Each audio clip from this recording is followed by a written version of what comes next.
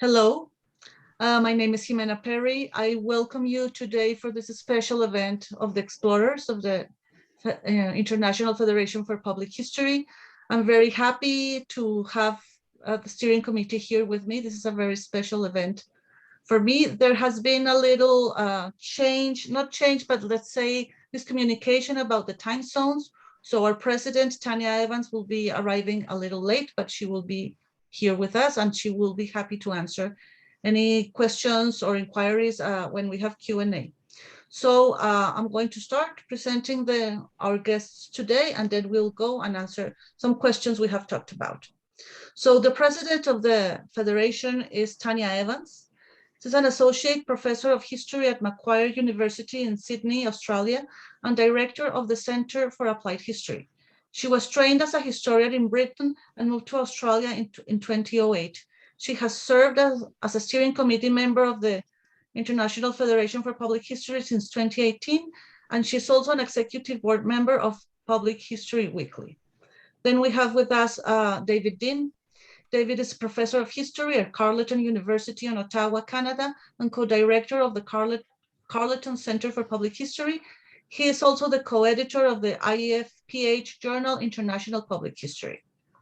There's also with us today is Joanna Wachton. I'm hoping I'm saying your last name correctly. She is associate professor and deputy dean at the University of Wrocław in Poland in the Department of Methodology of Teaching History. She was also a Fulbright Fellow at Loyola University in Chicago and Kosciuszko Foundation, Immigration History Research Center at Minneapolis, and Hoover Institution at Stanford University alumna, and she was also a visiting professor at the Hebrew University of Jerusalem between 2010 and 2011. There's also today with us Irmgard Sundorf. She's a research associate for University Cooperation and Knowledge Transfer at the Center for Contemporary History, Potsdam, and one of the leaders of the Master Program in Public History at the Freie Universität in Berlin.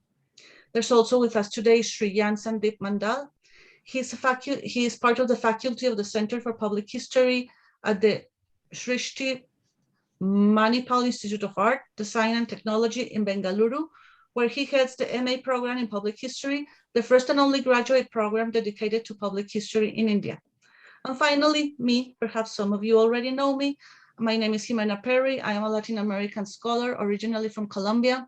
I was trained as an anthropologist at Cambridge University, and I got my PhD at the University of Texas at Austin. Currently, I am part of Iona College, and I'm a professor of the history department, and I have been the project manager of the Explorers since 2018. So welcome, everybody. We are very glad that you are here. And since this session is just for the audience to get to know us better and to learn about the activities of the IFPH, we will start with a question that each one of the members of the steering committee will answer. The first one is, why are we committed to the project of international public history? If you agree, we will start with the order I can see in my screen, and I will tell you which one goes first. So the first person of the steering committee I see in my screen is David. David, why are you committed to the project of international public history? You're on mute. That's the refrain for our generation, isn't it? The Zoom refrain, you're on mute, unmute yourself.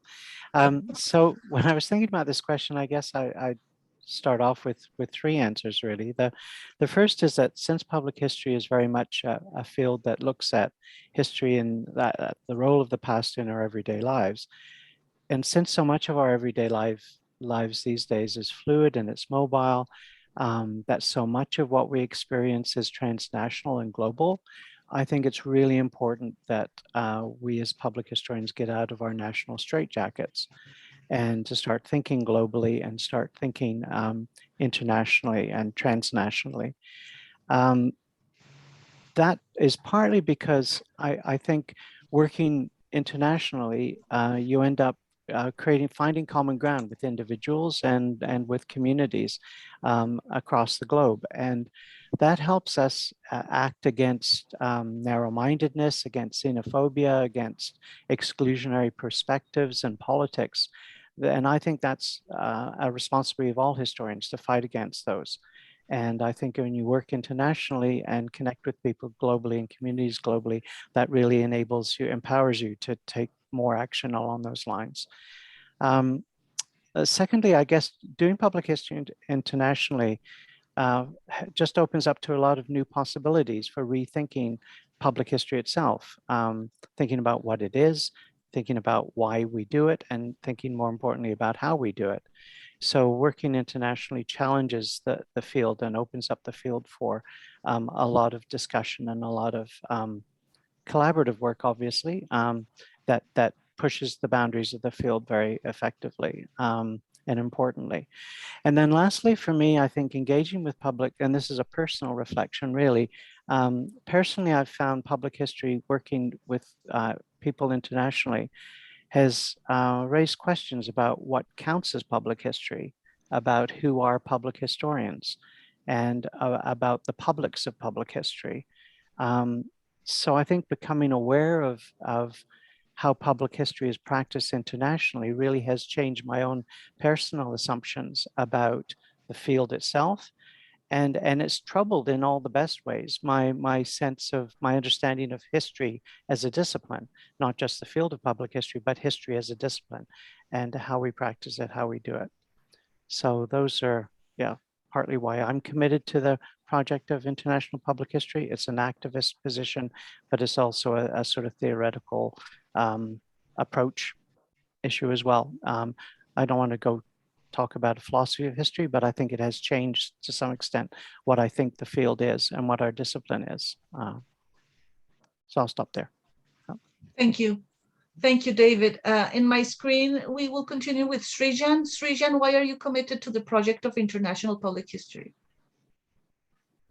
Suppose we usually hate playing the location card, but if you're located in the global south in a country like India, you're almost inevitably by default committed to the project of public history, given that public history as a discipline emerged in the global north, in North America, then in Europe, and then Australia, and so on and so forth.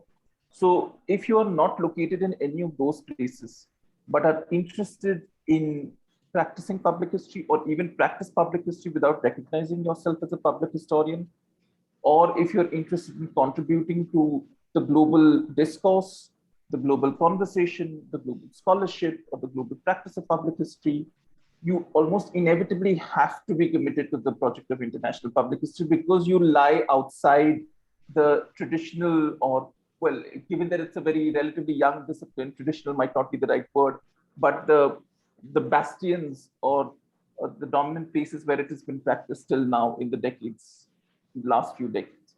So it's almost the inevitable consequence of location that has committed me to the project of international public history, because most of the theoretical insights, most of the scholarship does not reside in the global south. It is produced in the global north. It is about the global north. And in some ways, those of us who do not reside in the global north or do not work on the global north are constantly engaged in this act of translation, but not just an act of blind translation, but also an attempt to respond to it by talking about, like David mentioned, what it means to do public history in other places, in other countries, and other contexts. And therefore, again, the international public history as a project becomes almost inevitable for us to be part of that conversation. So that would broadly be my answer. Although I'm not sure if this was very coherent. Thanks. Thank you, Srijan. In my screen, we continue with Joanna. Joanna, why are you committed to the project of international public history? Well, I should subscribe totally to what both David and Srijan have already told here. Though Poland is somewhere between global north and global south. And if I wanted to talk about public history in Poland, there was hardly anyone to whom I could talk, because the very concept of public history is very, very new in Poland. So it was quite natural that any discussions must have been international in scope. So that's one thing. Any exchange of opinions, any discussions on the definition or whatever. Another thing, I come originally from teaching history or methodology of teaching history, and from history of education. And I did quite a lot of research on textbooks in the past, including the reading primers from different countries. And it was quite obvious there that each reading primer presented its own country as, the only and unique. And also the researchers in respective countries regarded their ways of teaching, on this primary level as somehow specific and unique. But if you look at all the different books, it turns out that they are very similar to one another. So the same can be applied also to public history. Every country is very unique, and or thinks about itself as very unique, and with their problems, with their history wars, their specific features. But if you look at it globally, it turns out that there are lots of similarities. And I think this is an interesting thing, how your own country refers to those global discussions, global issues, also in the field of public history. Like David has already said, that it applies also to let's say regular history as much as to public history. So I think it just broadens the perspective and helps us to see our local things or our national things as part of something larger, something broader, which is an added value also to our local or national debates. Thank you, Joanna. There's already a question in the chat, but I will wait until we finish this round, then pose the question, and then we'll go with the other question we have planned to discuss today. So Irmgard, it's your turn. Why are you committed to the project of international public history? Yes, I would like to answer with a little bit with my biography, because I studied German economic history. And afterwards, I worked in our German National Museum. But there, I wasn't prepared for the work there, because I didn't know how to work with pictures, with objects, with films, with audio material. I wasn't prepared to work in a team, and I wasn't prepared how to think what people who haven't studied history might be interested in, and how to present history in a interesting way. So I learned a lot of these things in this special museum, but I also started to look how other museums are doing their jobs.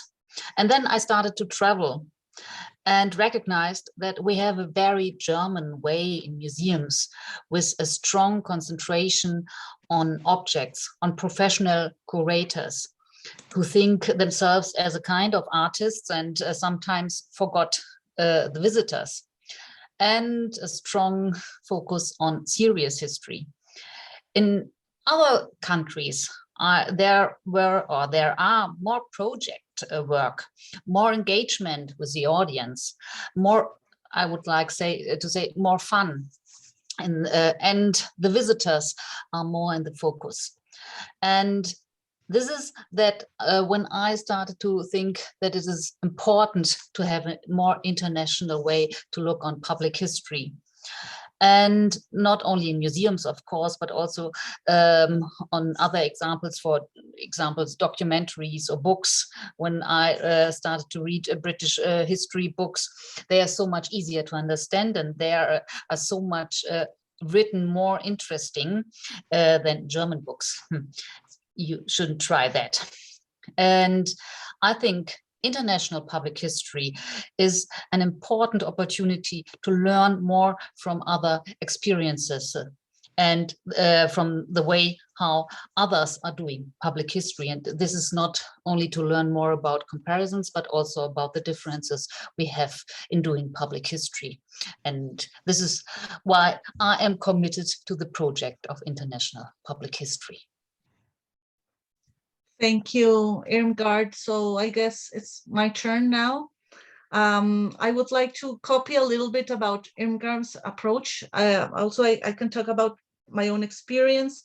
My first degree is in anthropology, and I was like a very committed anthropologist for a lot of years. And I started working, my first job was in a museum and curating exhibitions and stuff, but I didn't know the such a thing as public history existed. I didn't know what was that. And also I worked with a lot of colleagues, and we did public history without knowing it was that. It was until the year 2016, if I'm not wrong, that I was doing my PhD in history, that I was at the conference of the IFPH in Colombia. I was a presenter there, but I also met a lot of people there, and I realized, oh, I have been doing public history without knowing it. So that encouraged me to keep going, because then I knew there was like a field that where I could fit, because sometimes I always thought, okay, I'm interested in people knowing what I'm doing, in not being so academic, and bringing knowledge and participation, etc., things to the audiences. So I thought, okay, this could be a good thing. Immediately, I got involved with explorers, and that really opened a whole new world for me.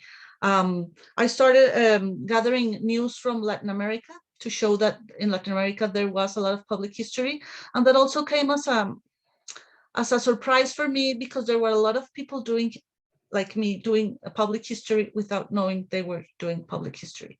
So right now, I'm committed to the project of international public history, not only to learn about what other countries and different approaches, but also to let the world know that Latin America, there's a very rich field, and there's a lot of people working in many fields that have to do with public history. There's a lot of activists, there's a lot of public historians and social justice. There's a lot of museums are very, very strong right now with digital humanities. So I think the frame of public history would like encompass all of us, and would make us like perhaps become a little bit more stronger, as Latin American scholars have become stronger in the last years. Perhaps this like is a good way to show that we produce a lot of public history and knowledge and things related to public history. So that's why I'm committed to the project of public history. So I have a question from Ángel del Valle. He is from the Museum of the Holocaust in Guatemala. Would you say that public history is like what happened with the artists rejecting the academy and following their own criteria about doing art? So this is a question open for all of you. I don't know who wants to jump in and start.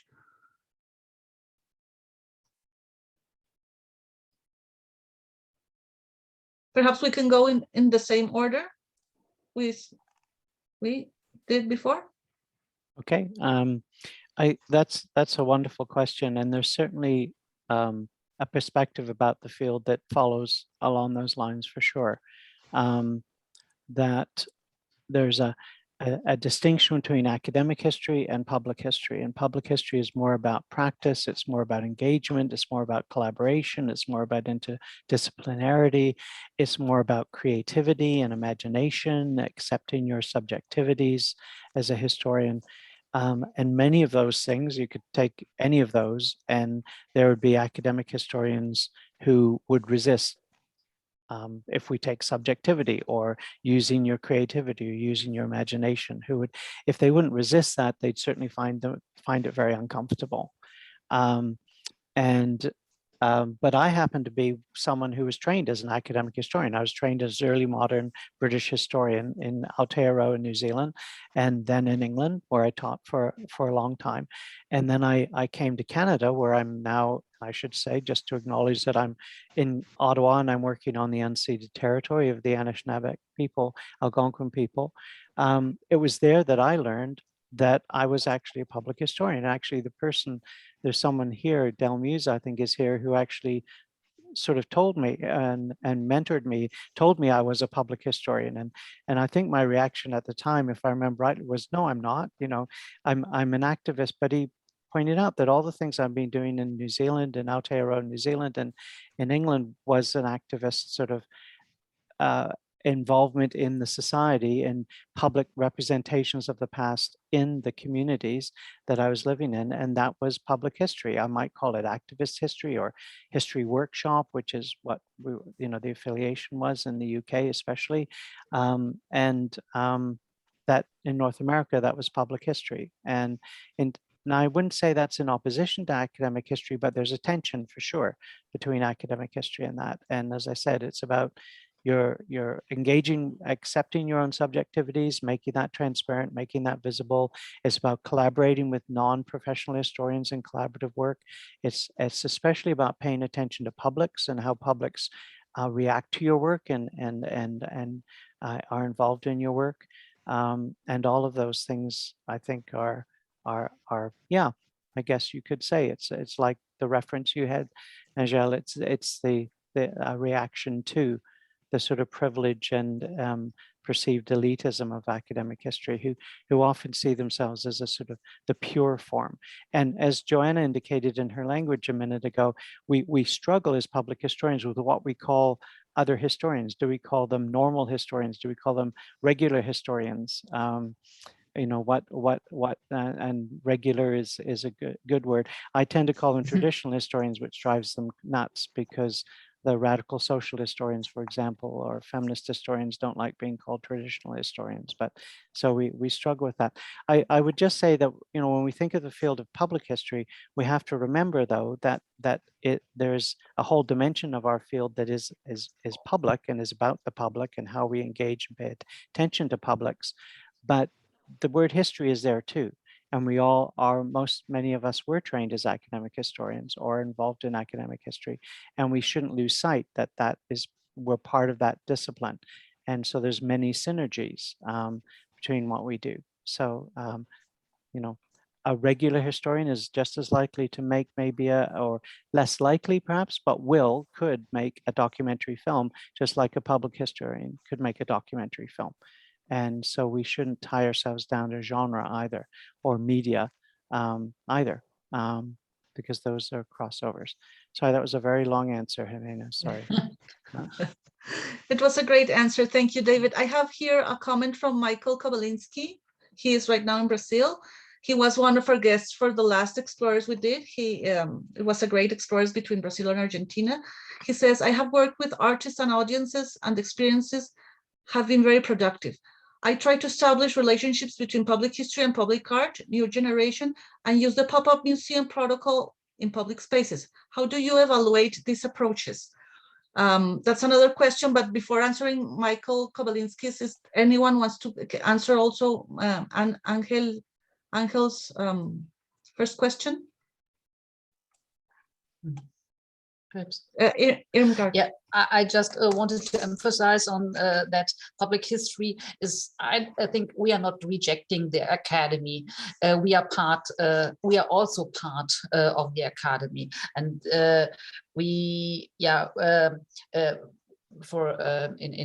yes, at my university, public history is a part of the history department.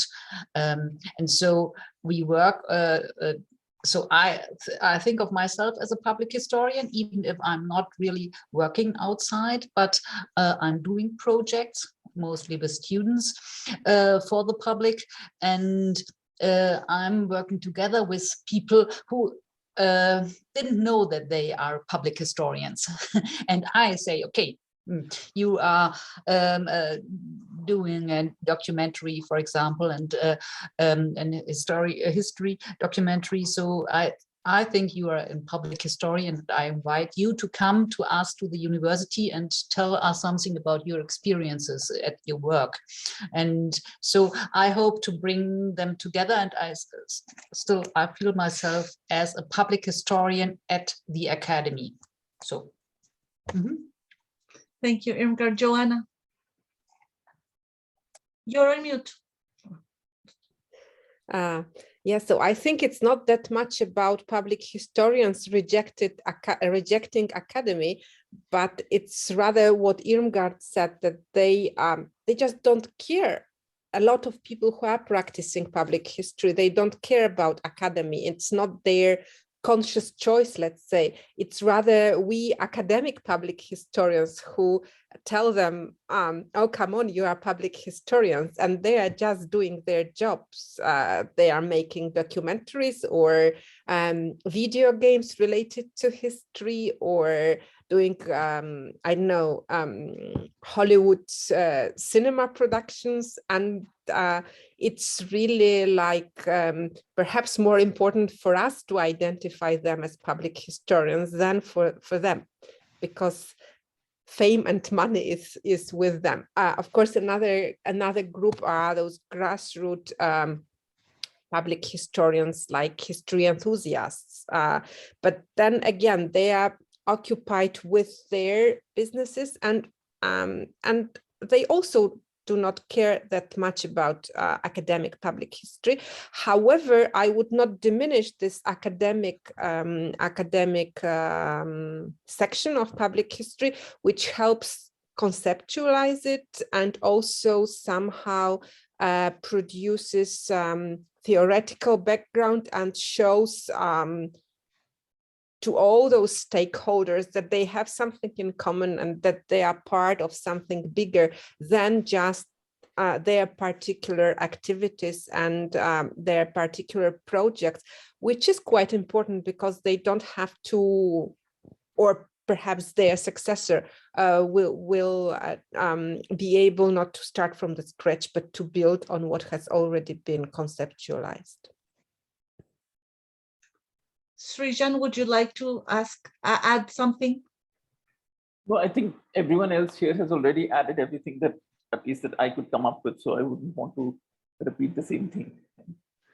Okay, thank you. I would like to add just a few, just a very brief comment. I also agree with what you're saying, but I also think, I mean, we all work in universities that are academic, and we're trying to do public history from there. So that also creates sometimes, not always, but sometimes attention. Some colleagues would tell me that's not real history. You're just doing some, you're too much of an anthropologist, for example. And at first I was offended, but now I feel very flattered, because that means I'm getting to the people. And for me, having such a strong background in anthropology, fieldwork and getting to the people, it's like the most important thing. And that's how I use public history, to get message to the people that for some reason don't have the access they would like to or want to for a certain topic. So that's just like my personal view. Michael, your question, I don't know if the steering committee and everybody here is acquainted with the project of pop-up museums. If you would like to tell us a little bit about the pop-up museums, and then we can tell you what we think about it. Hello? He's having problems with the audio. So I can tell you a little bit about the project of pop-up museums. I was part of the last edition. I don't know if you're acquainted with it. Michael in Brazil makes like this event that people present in a video and very briefly, like a case study of a museum, but it's very short, very precise, very fast, and it's very active and it's very dynamic. And I think it works quite well, because you just have to say what you're going to say, and people can have like many kinds of different options. The last time, if I'm not wrong, of all the presentations Michael gathered, he was able to make a book, an ebook that it's open access and everybody, and it's very interesting because you can see all the different kind of museums that are in Latin America and their projects and how they reach people. So if I'm not wrong, he's asking what do you believe of these kinds of approaches? So we can start again with David, Irmgard, Joanna, and Srijan. Yeah, I mean, it sounds like an ideal project in terms of public history work. It's, I mean, I guess I wouldn't comment on it too much because I'm not that familiar with the project, but I know that in what I do work more closely with, which is performance studies, pop-up performances in public spaces is a really important way of engaging publics with the past, leading them to question the past.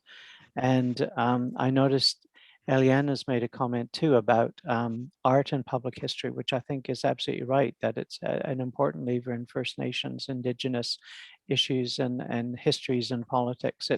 It's in Canada, and I think I would say that's true of Australia and New Zealand, Aotearoa, and so on. I think that the relationship between these sorts of creative projects, these sorts of artistic projects, and public history is really profound.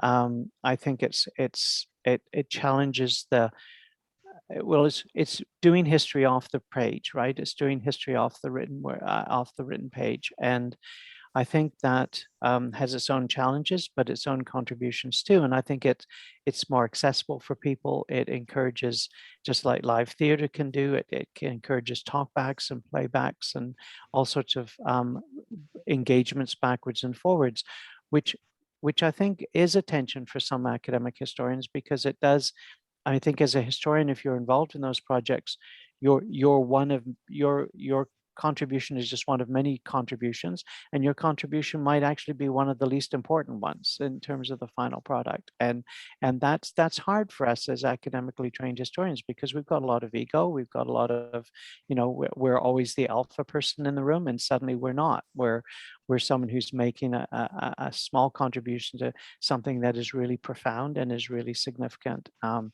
an important contribution. I'm not saying it isn't, but it's just we're one of many, and that's part of sharing authority and collaborative work. I think also it's the creativity of it and the openness to using your imagination and filling the gaps with your creativity is something that I personally have learned through the theater work to be more open to and more excited by and more open to the possibilities of that, which has, led me back to reading theorists like Collingwood or Croce and so on in my own discipline of history. I think where the problem comes, where I experience this as a sort of segue into the next question, but one of the points at which some of my colleagues find it very difficult to support the sort of teaching I'm doing is that I get students to dance, I get students to film, I get students to paint, I get students to knit. I've got an exam coming up later today where the student is knitting her work, her final essay for me. And evaluating those is very challenging for academics, because we're used to examining written things and books and articles and theses, and the essay is as a sort of model of those things. But a music dance routine is not, right? And so knitting, how am I going to assess someone who's knitting her essay? And the answer to that is that I have to embrace the creativity, embrace the possibilities, but I also have to learn something about the medium, so that I actually have some critical edge so that my evaluation of it is as rigorous and as serious as my evaluation of a written essay. So I think that's, one of the challenges of these public art projects or the pop-up museums is how, as historians, we participate in them, how we surrender authority as we're part of a team creating these things, but also maybe how we evaluate these approaches, which is Michael's last question, which is a challenge for sure. We're vulnerable and we're out of our comfort zone. And personally, I find that really exciting and really challenging, and I love it. but it's uncomfortable for sure. It's troubling, it's uncomfortable, and it's messy. And, you know, maybe that's a good definition of public history. Troubling, messy, makes you uncomfortable. But I like that definition, actually. I'm going to read an comment here from Elaine Belek. If I may, what Mr. Dean said, it seems to me that public history projects challenge for both academia and museums the hierarchy of mediation. The public or groups involved has to be given a space that's an equal voice that disturbs a lot of people. And we have another, the other was just thanks David Dean from Michael. I don't know if the other members of the steering committee would like to also answer to Michael Kowaliński. What do you think about these kinds of projects, Irmgard? Me too. I'm not familiar with the project of a pop-up museum, but I think it sounds very interesting and also very productive. So I would like to do these works, and I would like to do this interdisciplinary work together with artists. I would like to try to do that. And for the question about how to evaluate this, so we are at my university, our students still have to write texts, and we don't accept anything else.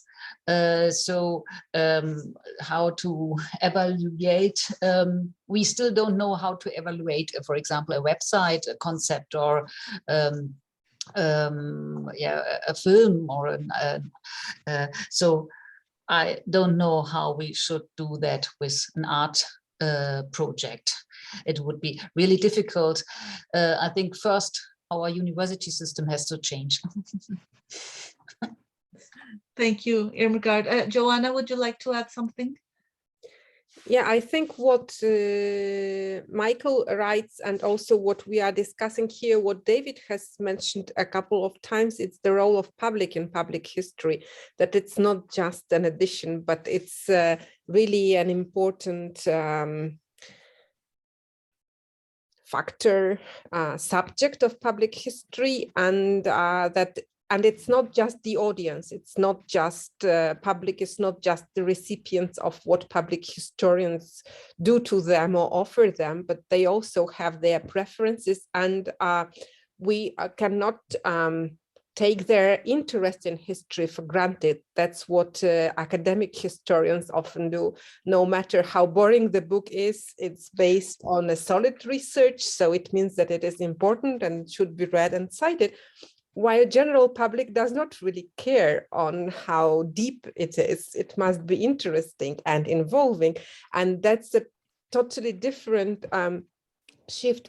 As I mentioned, I come from the field of teaching history, and teaching history has this academic concept. I mean, it's also a matter of exercising power, that you have the pupils who have to learn, and you have to make them learn and to check if they learned properly.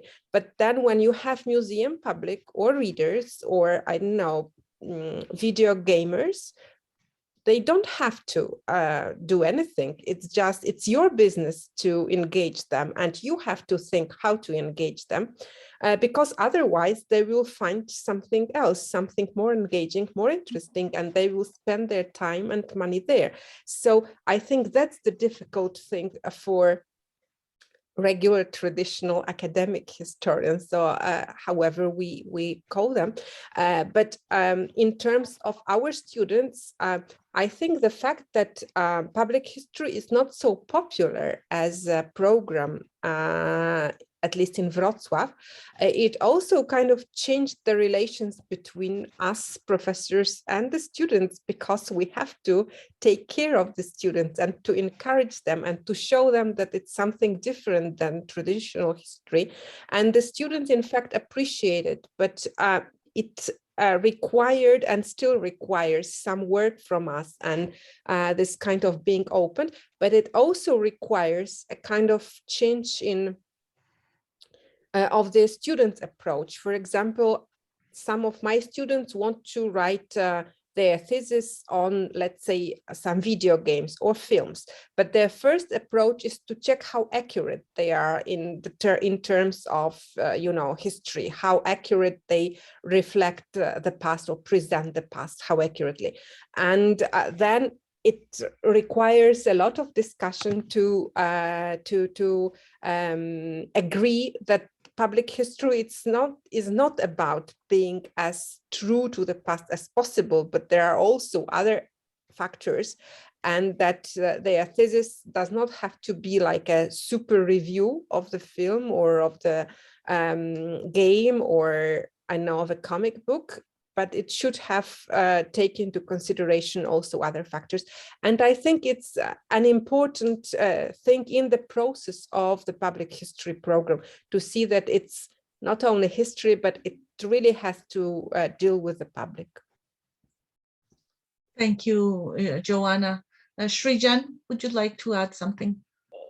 Yes, again, I'm not familiar with the project in question, but it does remind me of an initiative that has been started at a university in India, in New Delhi, called the Ambedkar University, where there's a center called Center for Community and Knowledge, and they work a lot with neighborhood museums, where the idea is you go into a neighborhood, you engage the people in the neighborhood, you take objects and things that are meaningful and important to them, you set up a pop-up museum, which then lasts for maybe a few weeks or a few days, and then boom, you go to the next neighborhood.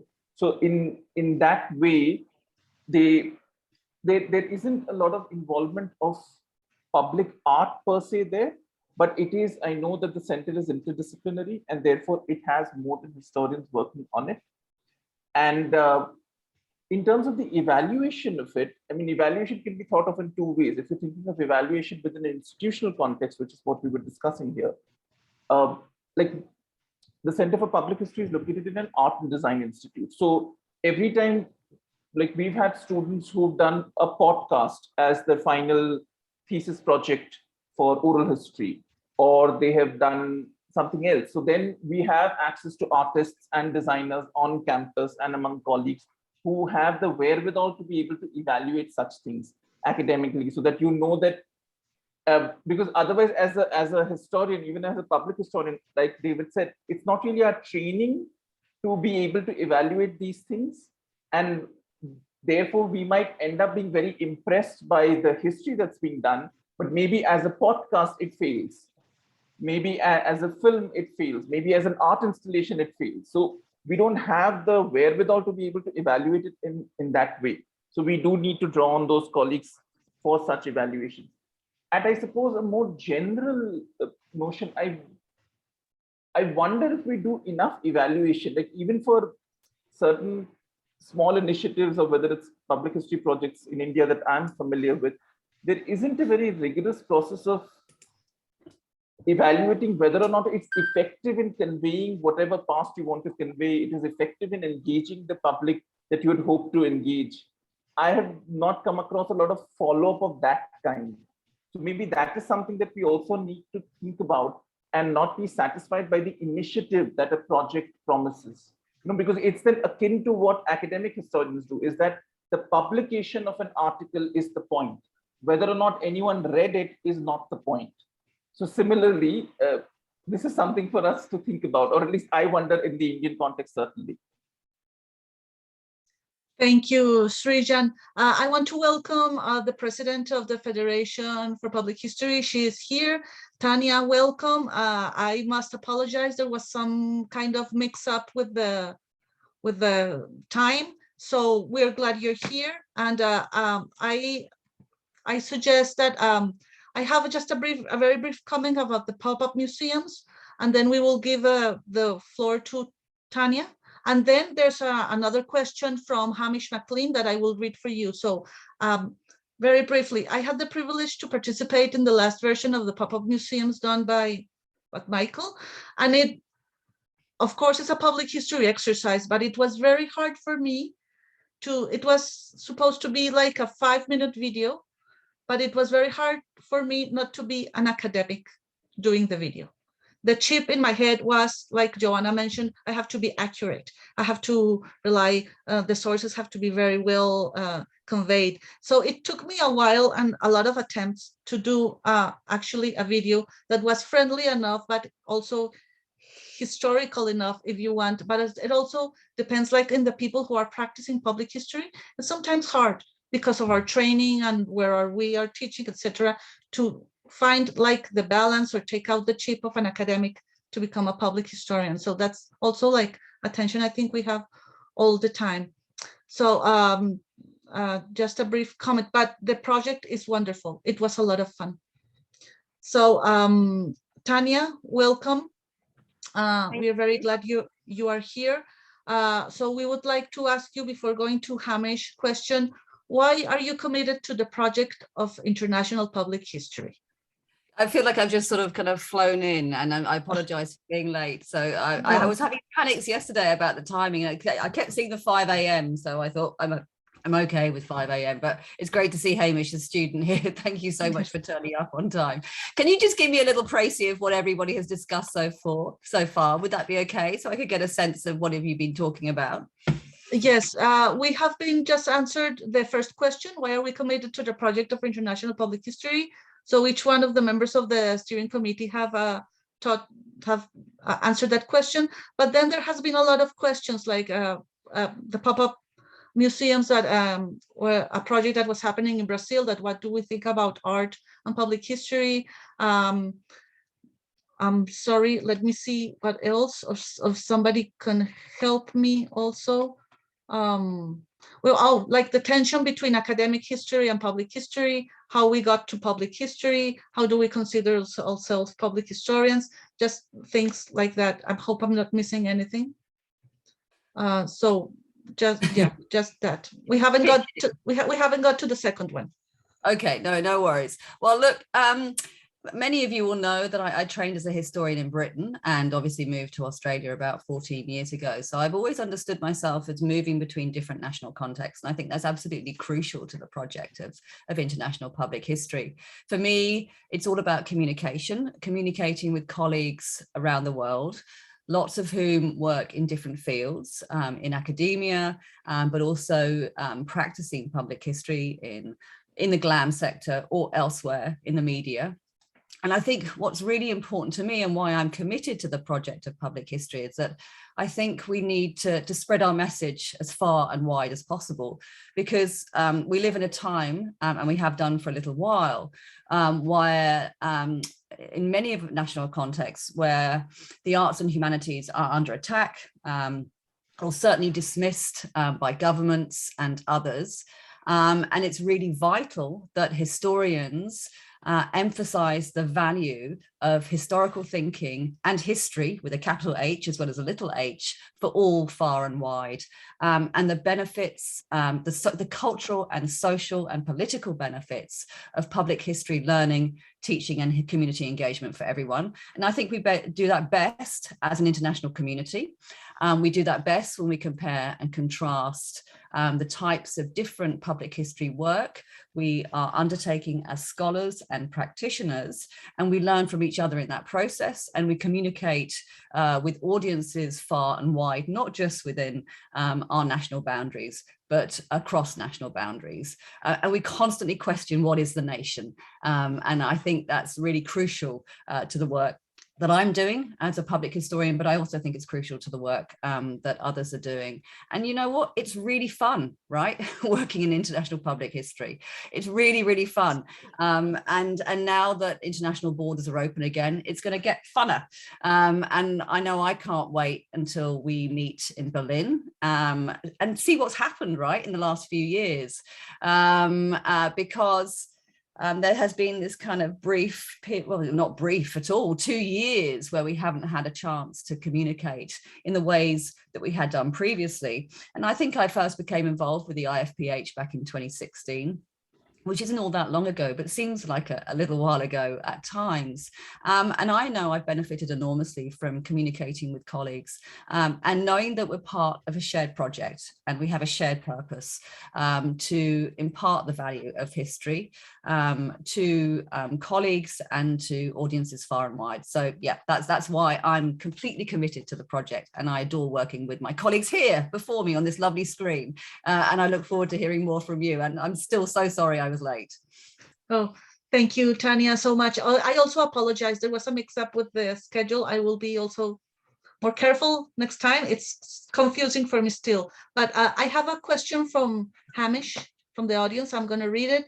He says, if content creation is fundamentally what public historians do, how do you think the mediums and methods used will change in the coming years, especially in the shadow of the internet, which has effectively infinite demand for content consumption?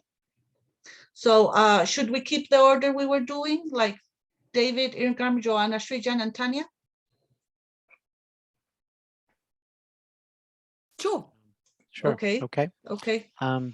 Yeah, thanks, Hamish, for that. It's a great question, and I mean, I'll just speak through what my students would like to do and what mediums so they're still working with traditional mediums, if we can call that. They're making documentary films. Some of them are creating game design documents for video games. Some of them are painting. Some of them are dancing. Some of them are knitting, as I said.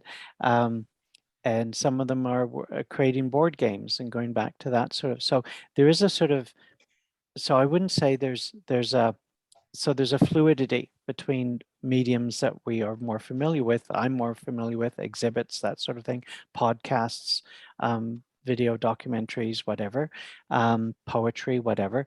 But also I see a huge shift into the digital. So we have a digital humanities program here at Carleton and students can take it at the same time as the public history MA. They can also do a curatorial diploma. And over the last 10 years, I've seen students shift from doing the public history and the curatorial diploma to doing public history and the digital humanities. In fact, most of them are doing digital humanities.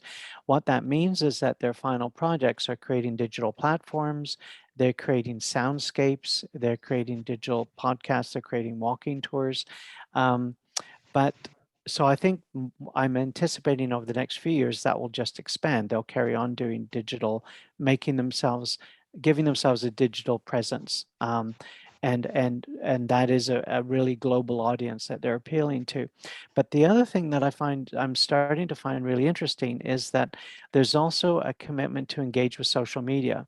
So not just Facebook and Twitter, but to actually start doing things on other platforms. And that I think that's quite exciting. And actually engaging with publics in those spaces. So, so looking at how people are posting images of the Holocaust or Holocaust sites on Instagram and making comments on there, my students are sort of weighing in that and having dialogues and discussions there. And I'm finding that on other like video game platforms, they're engaging with other players on that sort of platform. I don't know, we wouldn't call that crowdsourcing, it's crowd engagement, and it's a global crowd engagement. And they're deliberately intervening in those places, putting out questions, putting out ideas, getting the feedback, having those discussions. So I think that's really quite exciting. So I anticipate that being something that will be moving forward too, is engaging with and maybe even creating forums like that for public engagement with the internet, which is, I like this phrase, the shadow of the internet. We all work in the shadow of the internet. Yeah. But anyway, that's. Yeah. Thank you, David. Irmgard. Yeah, I like the question, how do you think the medium will change the coming years? And I think they already have changed us and our connection with our students because a lot of things change. And I think I'm learning a lot of these things from my students because they know a lot of, much more about the things in the shadow of the internet than me. and I've learned or they taught me so much about history on Instagram or on Twitter I haven't known before, and I think perhaps this working together with people outside of the academy will be is growing, and that there is the internet changed, or perhaps I think when it started we all hoped it will democratize the history or the way how we learn or how we see and how we know something about history. And I think this is on the way now, and it's obviously that it is not limited to us historians anymore, and that there are a lot of people doing public history, and we I think we should try to know more about all these products, and I'm doing that by listening to my students. Okay, Thank you, Irmgard. Joanna.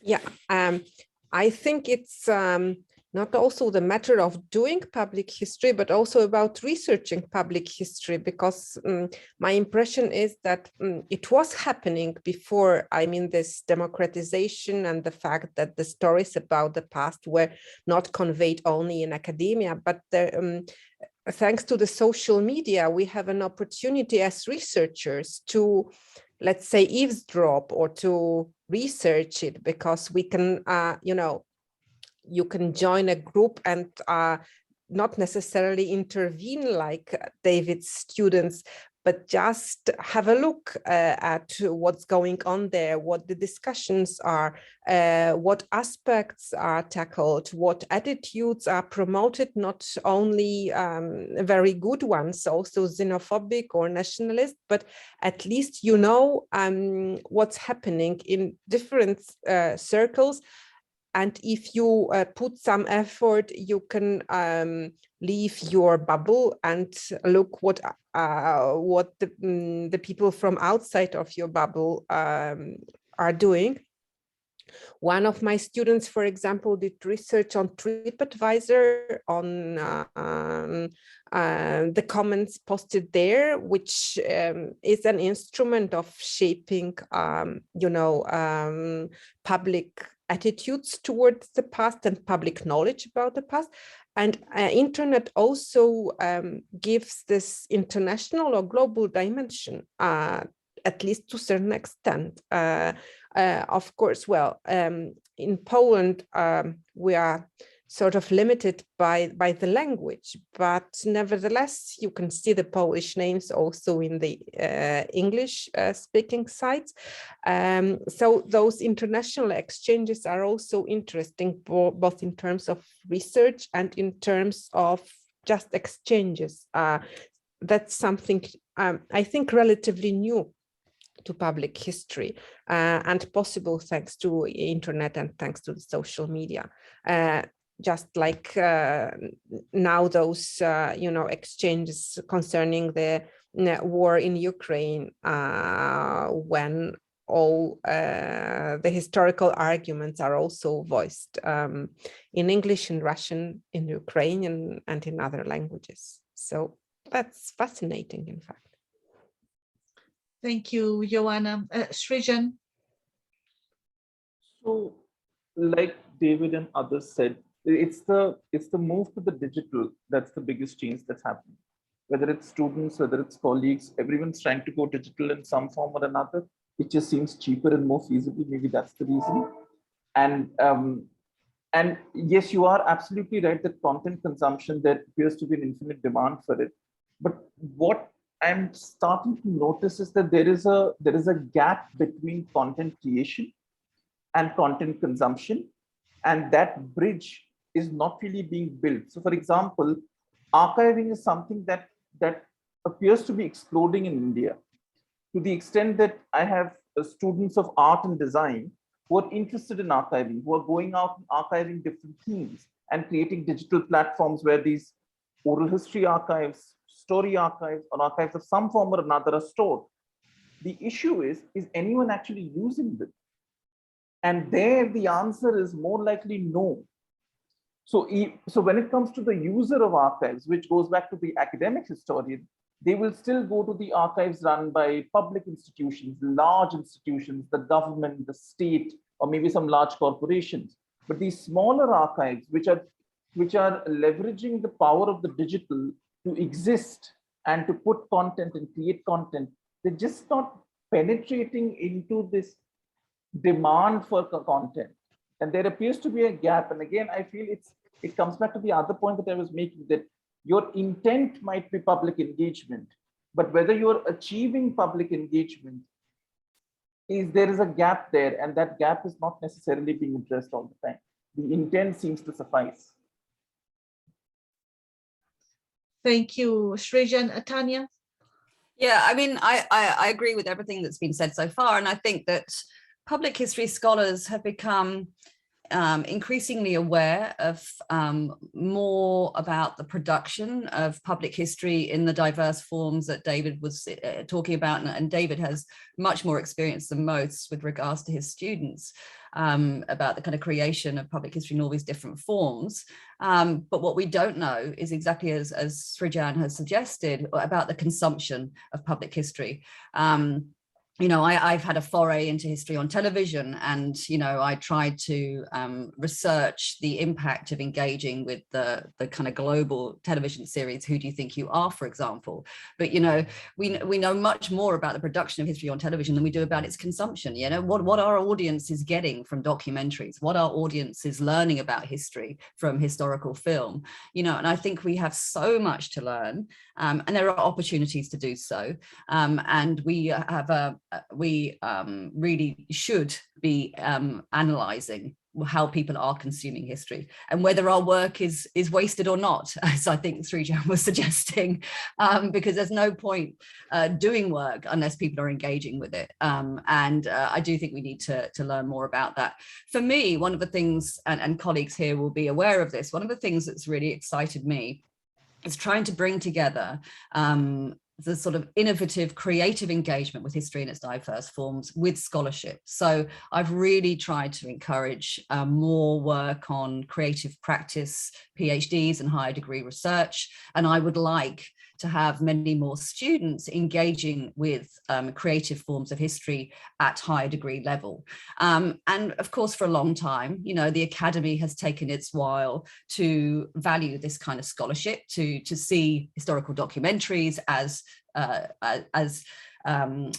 PhD work, for example. But I also would love, you know, we have seen this kind of efflorescence of podcasting, for example. It would be amazing to see more of an engagement with podcasting at a higher degree research level as well. I'm also really interested in creative nonfiction, just like I know David is, and in terms of all his drama performances as well. And really, I would love to have much more international communication about this kind of work. I would love, you know, those of us who work in universities and are bound by kind of incredible bureaucratic structures, you know, so PhD research and examination is immensely bureaucratic, and it would be great to see some of that bureaucracy fall away so that we can really benefit from international supervision and examination. You know, most of us aren't bound by the kind of bureaucracy. We want to encourage scholarship and creative practice in public history all around the world, and it would be great to facilitate that. It will probably take decades, right? But I think it would be good to see some more work in that area. Thank you, Tanya. I want to refer briefly to my experience with the Explorers. This semester, I had the fortune to work with some interns of Macquarie University, thanks to Tanya. Two of them are here, Hamish, who posed a question, and Ashley Morgan. And when I started doing the Explorers, like in this format in 2020, it was in the pandemic. So this format, like doing this kind of events monthly, were good in the sense that things were being said and there was a lot of content being produced, et cetera, et cetera, et cetera. But the interns this semester have made me realize that, for example, for young audiences, sometimes this kind of content is not appealing. And for me, it's important that younger students have at least some kind of interest. So they have been started working on rebranding some of the videos, making them shorter and like a little bit more attractive so they can get more views. And they are also working on an Instagram idea and also with a podcast idea. And that, to be honest, had never occurred to me before. So I think it's also important to learn from the younger people like Hamish and Ashley, what are the ways they want also to receive that kind of content. So that for the Explorers has been very like enriching, and I think that's something that I also want to learn more and more about.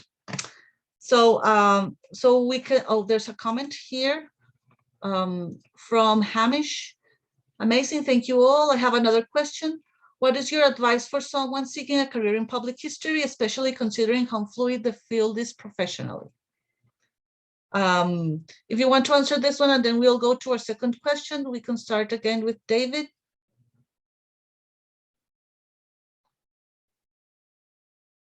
You're muted. Yep, sorry. Oh, Yeah, the field is very fluid.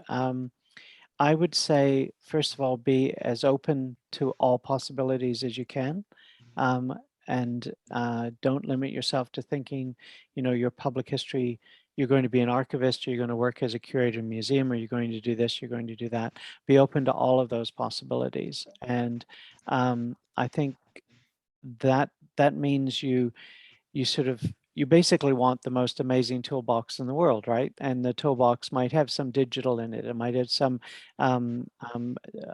exhibit experience, and push your professors to be open to those sorts of possibilities and to allow you to explore those things. I'd say be very clear to yourself and be honest with yourself about your subjectivity and how you approach the past, and embrace that. Enhance your skill set. Network like mad. That's really important. And this is also what I think something like Explorers and bridging our blog and just being here today enables you to network internationally as well. So don't shut yourself off to those possibilities too. We talked at the outset about transnational global histories and how that has transformed public history. Don't think of yourself in a nationalist straitjacket. So think about methodologies and theories and approaches and with different ways of doing, because that's the skill set, not the sort of, you know, I know everything about Tasmania between 1840 and 1890, that it's those skill set that's going to get you that job. I've had students, public history students, do projects. I had one, for example, work on a project on early modern England and performances of the past in early modern England in theatre. And she got a job with the Canadian government working on a really crucial portfolio right now, because they didn't really care that she didn't have the content knowledge. They needed a skill set, and that didn't matter what period she'd worked on. So yeah, I would, that's my suggestions anyway. Sorry, bit rambling. Thank you, David. Irmgard. Yeah, and but I would underline all what David said. I think these are all the really important things. Perhaps I just would like to add that you should do what you are really interested in, and then this is the best way to find a job, then, because you are good in the field you are really interested in. This is yes, how I think I got my job. Thank you, Irmgard. Joanna. I would add, keep your eyes open, because history is everywhere, not only where you expect it. And there are some non-obvious opportunities to be engaged as public historians and as public historian, and to use both skills and knowledge. Thank you, Srijan.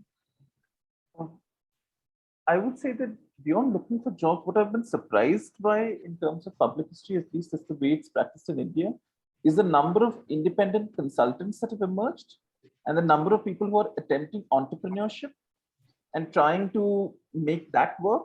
And first of all, I admire their gumption because I would never be able to do it. But that seems to be an increasingly viable route. So I would never connect history with entrepreneurship, but apparently you can be an entrepreneur even if you're a historian and a public historian, and you can really make it work. So that is something to consider if your context, your local context allows for such opportunities. Apparently that's a theme. Thank you, Tanya.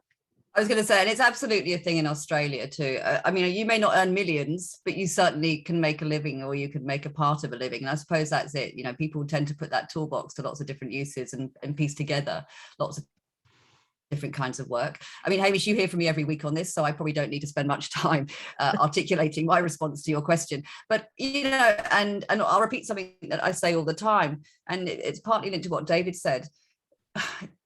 Young people, older people, whoever, sometimes need to get better at articulating what their skill set is, right? And working out how to communicate to others how it can be used for different purposes. So, for example, the student that worked on early modern drama can you know, sell their skills to the government. And I think that's where that gap needs to be filled sometimes. It just needs to make, I mean, actually, I think it's not just for me, and I've written about this and I've talked about this with you, Hamish, and other students. This isn't about getting jobs, right? Always, although clearly getting jobs is important. We need to earn money to live and to survive. But it's actually just about articulating the value of history to our loved ones, our friends, our family, our lovers. You know, it's if people don't understand that, then that's a shame, right? And I think we need to be able to articulate the value of history to everyone, not just employers. So, you know, why is history important? Why are the skills that we learn when we're being trained as historians important, and how they can be used for different purposes? So that would be my answer to that. Yes, I think everybody has said the same thing, but I would like also to emphasize, Hamish, in what Irmgard said about like loving what you do. When you are really passionate about what you do and you love it, you will be good at it anyway. And it will make it easier to convince people that you have certain skills for doing the job. When I graduated recently from my PhD, and during my last semester, there was a whole class devoted to train us to sell our skills instead of just tell employers, oh, we are historians. No, but then what do you know? What do you do? What are you good at? So there was a lot of different skills and tests and things that we have to fill in, just to also for us to understand that we were good, for example, processing lots of information or summarizing things. Like those skills would sell. That's what they told me in my university, will help you to sell yourself instead of saying I'm a historian of Latin America. So that's also like more or less what you have said. Oh, there's another question here from Ashley Morgan. How do you tackle the disconnect between academic public history and academic forms of history, and how the public interacts with history, but knowingly and unknowingly informs, like theater, documentary, film, gaming, etc.? Should we start with David again? Okay. I'm not sure how much there is a disconnect, to be honest with you. I think there's a lot of collaboration and fluidity between those forms. So, you know, I mentioned earlier that I have, you know, we have students, so my colleague Sean Graham, who is the digital historian in my department, we have supervised students who are developing game design documents for gaming. Our most recent PhD student carried out a series of oral histories about strikes in Sudbury. His name is Rick Duthie. He did oral histories on the strikes in Sudbury. He wrote a script based on those oral histories. He then staged, produced, and directed a play in a working class facility, a community center, where the audience were some of the people who he'd interviewed. He then did talkbacks afterwards, which got their reactions to it. And so basically oral histories, scripting the oral histories, directing a play and then following up with audience engagement and playback, so that this was actually somewhere where we did what Tanya was saying is often missing, where we did know what the audience thought, and the audience really came back, and he wrote his thesis based on that. But the script and the performance were part of the PhD, and so the examiners had to watch the play, they had to look at the play, they had to read the script, and so on. So I think, in fact, that there is a lot of synergy actually happening. I think this is where it's very exciting, where between these sorts of these disconnects, which are absolutely right, Ashley, they were there, they're very strong, that we still come across them sometimes from colleagues and others, that disconnection is being broken down, and that there is this interaction with if I can say, writing history in scripts, writing history in documentary film, writing history in a video game, writing history in an exhibit, rather than writing history just as a thesis. And so I think that is, yeah. So do we need to tackle it? Yes. Do we need to be sensitive to it? Yes. Do we need to encourage it and drive it forward and learn from it? Absolutely. I mean, as Tanya mentioned, I've learned hugely from my students. You know, I don't read comic books and graphic novels very much anymore. When I have a student who is writing her thesis as a graphic novel, she helped educate me on how I would assess it in terms of how you read a graphic novel, how you understand what different graphic novelists have done in terms of their use of boundaries and shapes and borders and the different styles. And that's awesome, right? It's just exciting and thrilling and challenging and humbling and you know, hard too. Yeah, sorry, too long again. Thank you, David. Irmgard. Yeah, but it's great because it's great to be second after David, because I can just always start with, yes, I would underline this. And I think I don't have to add anything. Only that perhaps, yes, how the public interacts with history, that is what our research is about. So this is a wonderful question, but I don't have a small answer for that. And so I will stop here by just say that David already answered it much better than I would ever do it. Thank you, Irmgard. Joanna. I should say the same. Maybe one thing that we kind of take for granted, that academic history or regular history is something, you know, solid, established, and very stable, while in fact it's not. And I think there are also lots of tensions, struggles, conflicts, new methodologies, new approaches, and so on. And, you know, medieval historians regard modern historians or contemporary historians as just reading newspapers, while contemporary historians regarded medievalists rewriting the same thing for 100 times, etc. So I think public history can be just one more thing, academic public history. It intermingles into those debates and enlivens them in a positive way. I think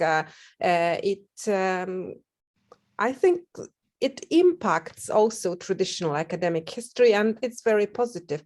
And that's why it's also important to conceptualize it and to be involved in those more theoretical discussions on public history, not only on public history practices, but also theories and connections with academic history, because then we borrow from academic history, traditional academic history, but we also have our impact on that field. So, yeah. Thank you, Joanna. Srijan. Well, one way of tackling it is to be a proselytizer of public history, which is what the very few of us who try to do it in India are trying, not very successfully, I sometimes feel. The other thing is that what has helped is that because public history as a discipline has been around for now more than 50 years formally, and you know, there are recognized journals, there are recognized book series that are recognized. So there are the parameters that academic historians look for when they measure the worth of a publication, those things exist. And when you point to that, and when you say that, you're publishing in these places, and these are all legitimate in that way, legitimate sites of publication, legitimate sites of scholarship, that has helped thaw things. What has also helped is this answer to the second part of your question, is that as far as the South Asian context is concerned, the academic historian is irrelevant to the way the public thinks about the past or talks about the past. As far as the public is concerned, the academic historian is the problem, because they are biased, they are influenced by the West, they have no respect for the nation, and so on and so forth. So therefore, there has been a much delayed realization that we cannot just stay within the academy. We must find ways of engaging the public about the past that goes beyond school textbooks, which has been the perennial obsession of historians in India, that we must control the content of textbooks. If you control the content of textbooks, you will automatically ensure that everyone learns the right kind of history. Of course, nobody learns their history from textbooks, which is the other problem. So you're making an assumption, and then you're going with that assumption, and then you're seeing that, okay, it makes no difference at all.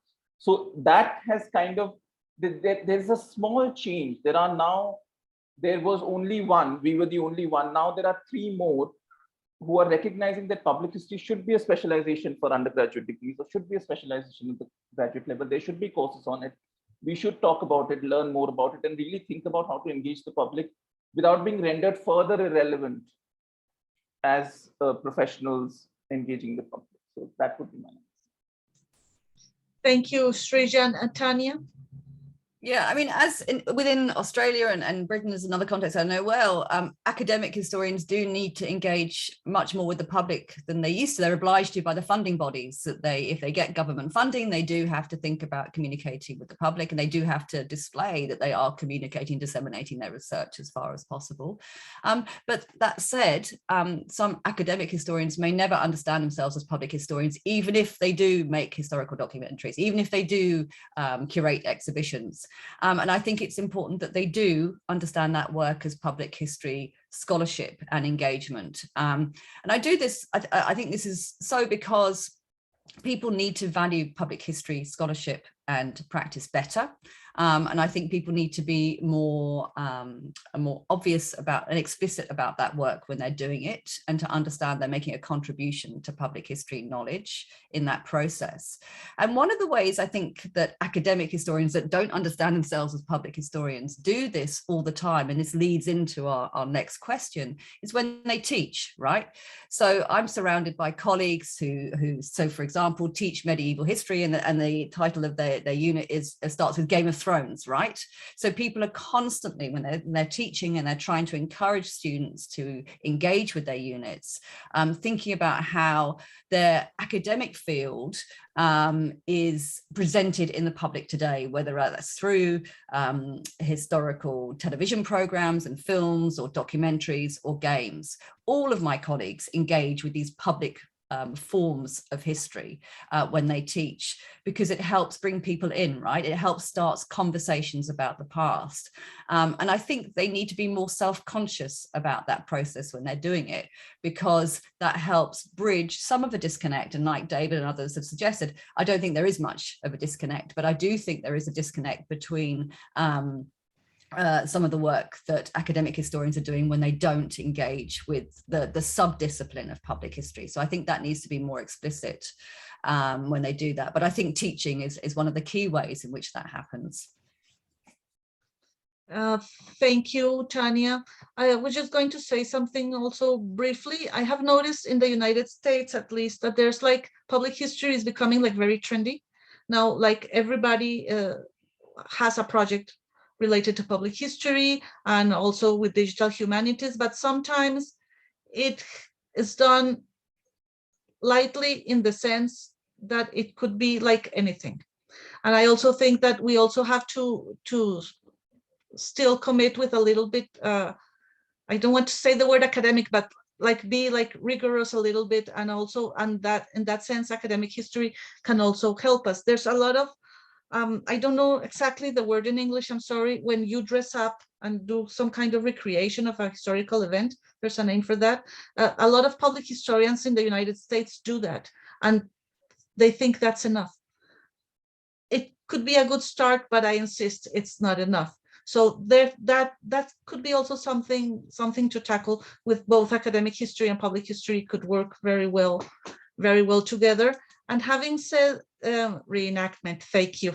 Yeah, having said this, I would like to go to our second question, and is how do we teach international public history? We have mentioned it a little before, but now we can develop it a little bit more. So David, again. Okay, I'll keep it brief because I know we're almost at time. I mean, obviously, the starting point would be to get students to read internationally and to look at case studies from across the globe. They might not understand the context or be able to engage directly with the context of those studies, but what they can pull out of those are comparative approaches, differences, similarities. What I'm finding with my students when they read about a case study about something they really don't know much about the background of or the context of, is that what they come out of it with is those comparative points, but also some theoretical and methodological insights and different approaches, which we then pick up on those and apply them to things that they do know, into historical contexts or questions or issues that they do know, and perhaps engage in practicing those themselves.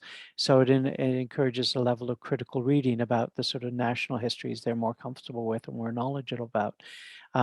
More significant, I think, in my teaching, I bring people from across the globe into my classroom as guests. As we've got a wonderful space where we can actually have workshops, so someone can run a workshop from wherever they are in the world. Drawing on the internet, I mean, I don't. One of the perhaps the only good thing about the pandemic has been that we've had amazing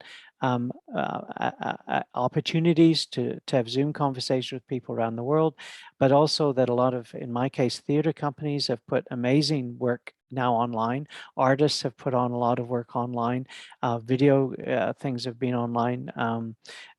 So for example, a few weeks ago, I'm going to ruin this name, Janasanskriti, which is a sort of Boal theater group that goes across villages across India.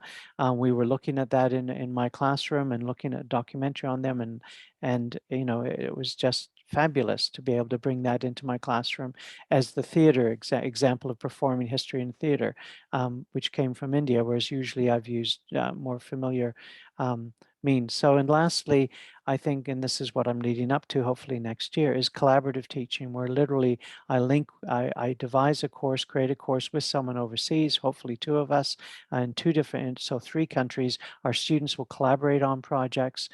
We will work together in mentoring those students and evaluating them. So I think that is really where, in my and anticipating Hamish's question, where does this go from here? That's where I'm going. I'm going into collaborative teaching, but it isn't about me just collaborating with colleagues. It's about putting our students together to collaborate on certain projects, and we're going to create new monuments. That's our idea for this in our respective places.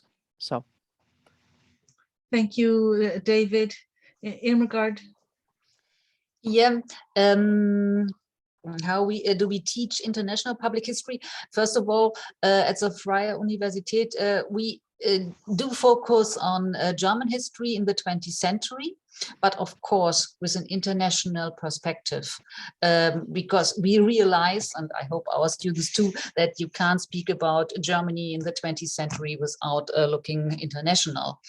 And so we try always to have excursions to go abroad, mostly to Poland, because it's not that far away. And it is very interesting what they are doing there in the field of public history. And we do have international workshops since some years, and together with students from or with the universities in Norway, Poland. We do have also a blended learning seminar international with Switzerland, Poland, Netherlands, France, about the myth of Europe. and then we also try to go somewhere to Europe. This year, I think we will go to visit Brussels. There's a house of European history. This is, I think, also our way of looking international, and we are doing seminars, online seminars together, as David just told us. This is one plus from the pandemic, that we do have more of these these online seminars, and that we can do them international easier. And we support our students to do semesters abroad, and therefore at the moment we are starting plans for a cooperation with the planned international digital public history master program in Luxembourg, together with Thomas Covin, and we hope that it will start next year, and then we have really an international perspective on public history. And I think this is, I will stop here. Thank you.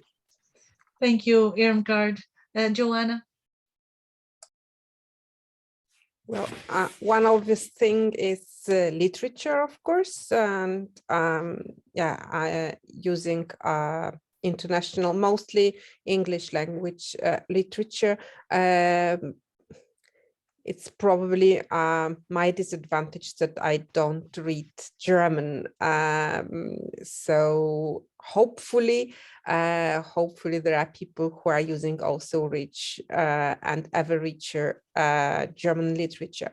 Another thing is receiving guests like Irmgard, but we also had a group of students from Paris. That's one of the benefits why Poland is not so distant and relatively cheap, I think. So our students and we at the university usually cannot afford going abroad, but nice people come to see us. Also a big chance is our public history summer school that the 4th edition is going to happen this year in June. And of course, our students are invited to participate as audience, and it's a great opportunity for them to see really international group of young scholars or students at their age, and presenting all the different perspective, approaches, topics, etc. Language is some barrier, but I think proficiency or fluency in English among Polish student is better and better. And I'm quite open to different opportunities that David mentioned of collaborative courses, collaborative also research that students did. We had a very nice project about German migration to Missouri, which happened from a German village, which happens to be part of Poland today. So our students could provide some local elements, including pictures, and we hope to continue it this year with again hosting the people, the descendants of the migrants, back to their ancestors' village in Silesia in Poland. So I think there are many opportunities, in fact, and thanks to the internet again, it's developing, it's growing, and hopefully, teaching public history will be more and more international in scope, especially that there are those standards and projects that were developed within the IFPH. So there are things available at hand that help develop such things. Thank you, Joanna. Srijan? So, given the paucity of public history scholarship in South Asia, on South Asia, you're inevitably teaching international public history because that's the only way you'll teach public history. There is no other option.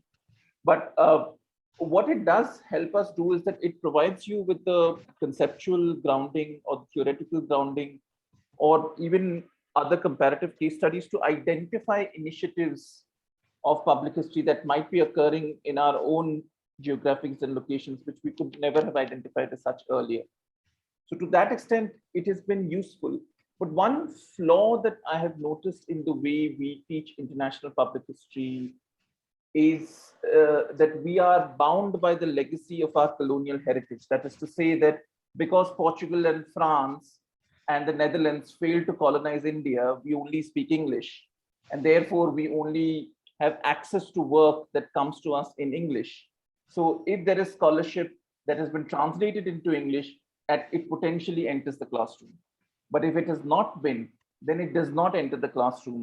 We may be aware of it, but there is no way we have access to it, effective access to it, and no effective way of teaching it. As a result of which, for example, Latin American scholarship and the Latin American experience of public history is broadly hidden from us.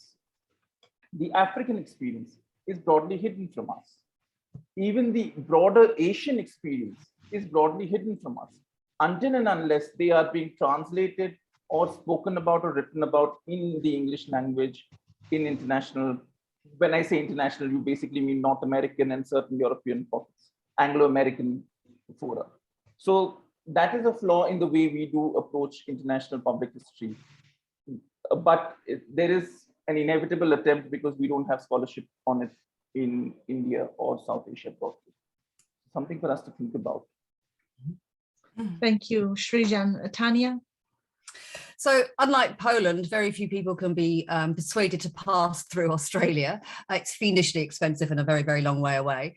So the best way I get my students to engage with international scholarship, not just through reading, etc., but is through this internship unit that I run, and I'm currently running this semester, where students work with some international colleagues on public history projects. So you have 3 lovely students working with you, Jimena. I also have students working with the National Railway Museum in York. I met Sophie Vora first in Sao Paulo in Brazil at an IFPH conference in 2018. And so she's taken a group of students working. So the internet's been wonderful in facilitating internship projects. And I think that this is something I'd certainly want to explore more and to encourage more in the years ahead.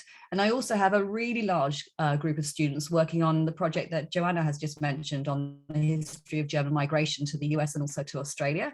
And I'm currently working with colleagues and more of this kind of collaborative level that David's talking about, bringing our students, well, we're hoping to bring our students together at the moment with designing the course materials, bringing together colleagues working in the US, Germany, in Australia on the kind of broader project of the history of German migration around the world. But eventually we want undergraduate and then higher degree research students to be working on this project together in the years ahead. So that's one way in which I've tried to facilitate that work.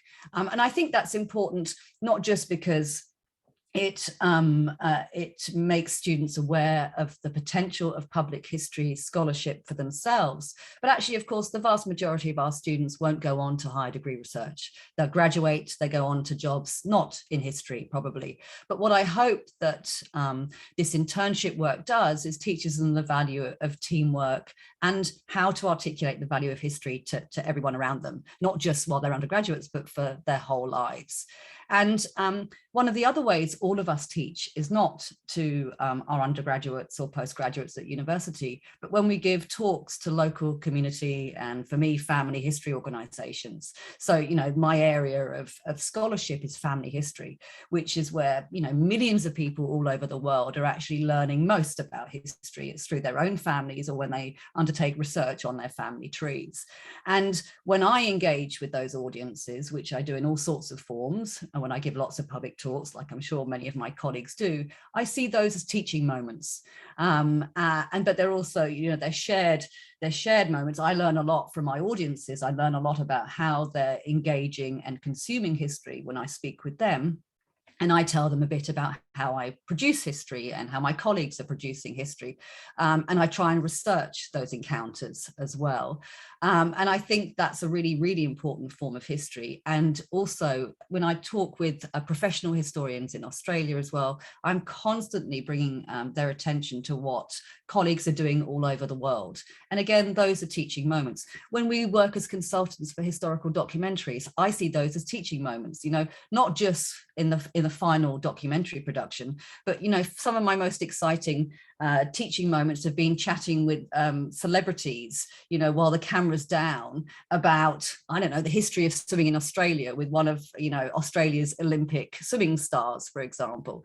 You know, those are really fun teaching moments. So sometimes we need to kind of shake up the ways in which we think we're teaching. You know, when we're having conversations with taxi drivers, with people at the dog park, those are teaching moments as well. And hopefully they're moments where we are sharing the value of all of the work we do around the world.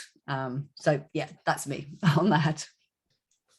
Thank you, Tanya. Well, I think I'm the less experienced here. As I mentioned before, I graduated 2 years ago. So actually at Iona College in New York State is my first like serious job. And I'm not able to teach public history. How I teach those surveys that everybody has to teach at the beginning of their careers, that can be quite amazing, but also can be a little bit boring. So this semester I was able to convince my chair to let me teach oral history, and that has been really, really a blast. I have very, very few students because I have noticed that when they entered the class, they didn't had a clue what was that. So I have taught them like a little bit of history, of public history and oral history. I have also invited some colleagues from Latin America, and I have taken the opportunity also because there's a few, I mean, I only have 4 students in that class. So I've taken the opportunity to tell them about the federation and the projects done here, and my colleagues are all over the world, but I also have taken the opportunity to let them know that oral history is also about like memory, subjectivity, communication, a lot of aspects of the field that they were not aware of. So that has been quite amazing. I have also used the internet a lot, like for example, to explore oral archives that are online, and we study immigration. And I try always to bring topics that are like current topics, and then go and tell the story behind them, to try to engage them, to try to talk to them about things that are really happening to them currently. That's for my oral history class, which I really enjoy a lot. But my other classes that are just surveys for everybody, I always, the way I have tried to incorporate like a little element of public history is that as part of their grade, they have to do a presentation, but as part of the presentation, they have to come up with an activity to engage the class. So some students come up with games, with videos, or with certain activities that make them like encourage the class to talk to them and ask questions. That has been really challenging. Sometimes it works really, really well. Sometimes it doesn't, because it's hard for students to think that they are not just the recipient of a lecture. So I try to make them like, no, this is a conversation. And that's where I think my public history training and trend goes in, like, okay, we are all making history here. And some of them think like, no, like you are the professor, you should be telling us stuff. I'm like, no, we are here having this kind of thing. So some of them have come up with really interesting games, but it's hard. So that's the way I have devised, like, these are freshmen, and I hope in the future to have other kinds of classes. Actually, my chair told me I was able to teach other kinds of classes next semester. So that makes me very, very happy. But in my teaching right now, that's the way I have thought that public history could help me, like, also to navigate those surveys that could be challenging for students and for professors. So there's also a comment here from David. I should also have said embracing transnational histories of indigeneity, sexuality, ability, etc., and diasporic communities is also a key element to teaching international public history. Also, to add on that, I rely a lot on in Latin American cases, because I have noticed that at least here in the States, they're not very well known. Some students don't even know where Colombia is, and that's true. So I have to start with a map. Colombia's here. So I tell them like grassroots stories, not only of Colombia, but Latin America. And that has been also like very eye-opening for them. They also tell me, we didn't know that was happening. We didn't know that was, people were doing that. Also, with the explorers, I try to make it all over the world. And also talking to Srijan last time, in July, I'm having a very interesting project about oral public history in India with some of his colleagues that I'm hoping it's going to be a success, because it's the first time we're going to have those kinds of guests in explorers, well, from that part of the world. And this also leads me to invite everybody who wants to make an event with explorers, please get in touch with me. We're open to all kinds of public history from all over the world.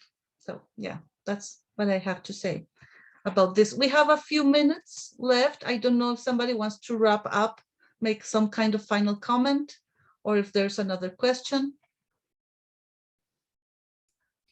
I was just going to say, I mean, thanks for your commitment to this project. I mean, you do an amazing job of bringing such diverse scholars and practitioners together in conversation. And I think it's fantastic that you're doing this work. Thank you so much. Thank you. Thank you, Tanya. I enjoy it a lot, to be honest. Thank you. So, Joanna? Oh, no, I thought you were raising your hand. I'm sorry. No, Okay. I just wanted to join Tanya in thanking you, yes, for bringing us together and for bringing so many interesting topics. Thank you. Thank you. I will continue doing this. I mean, at the beginning, I think I told you some months ago, I was really hesitant that there was not enough attendance or not enough guests, but now I have a lot, so that encouraged me to keep going, and I'll keep doing it as long as I can. So thank you very much for accepting the invitation, for being here, for talking about the Federation. The video, I will process it and then send it to each one of you as a copy, and I will circulate it on Facebook. And I will take the opportunity to invite the people who are interested. Our next event is precisely with my students of oral history. It's going to take place on May 6th. And the next event is going to be with the interns from Australia. That's also going to be a great event. So we all hope to see you there. And thank you very much for being here. This was lovely. I really appreciate it. Thank you.